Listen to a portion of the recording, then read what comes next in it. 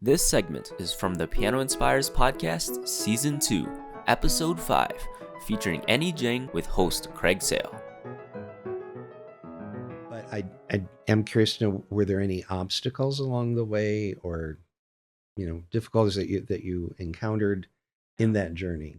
Oh, definitely. I think, the journey as a musician is never a straight one. It's always winding and it's constantly changing.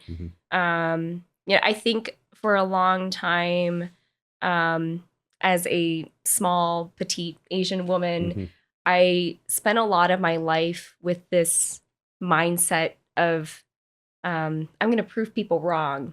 Oh.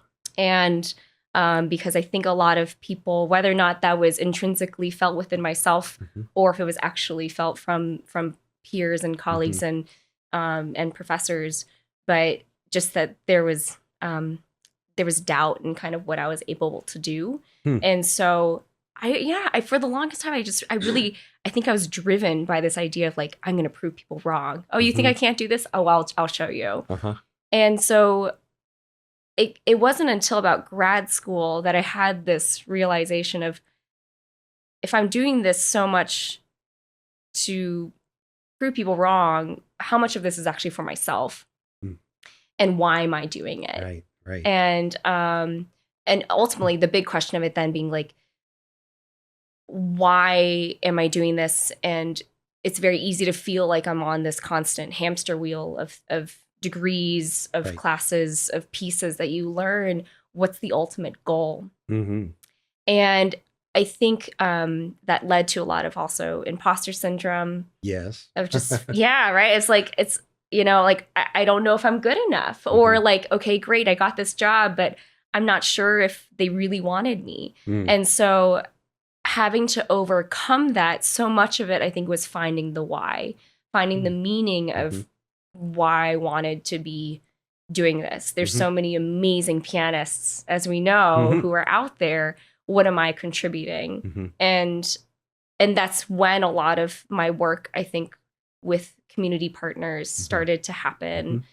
expanding the canon of piano repertoire, collaborating with composers and being a part of the process of music making rather than just being the note reader and the deliverer of music.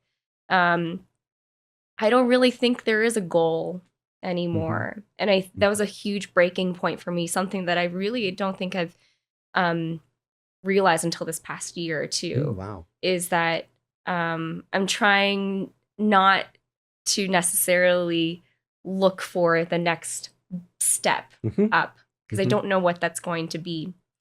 And I think it's partially also because when I was young, my dad being a civil engineer, even at the young age of maybe around 10, he would be asking me, Annie, what's your 5-year plan? Oh, no.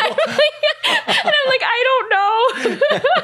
So planning was always part of my identity and part of me. And so now I've come to terms with, okay, yes, we need a plan, but it's okay if that plan changes.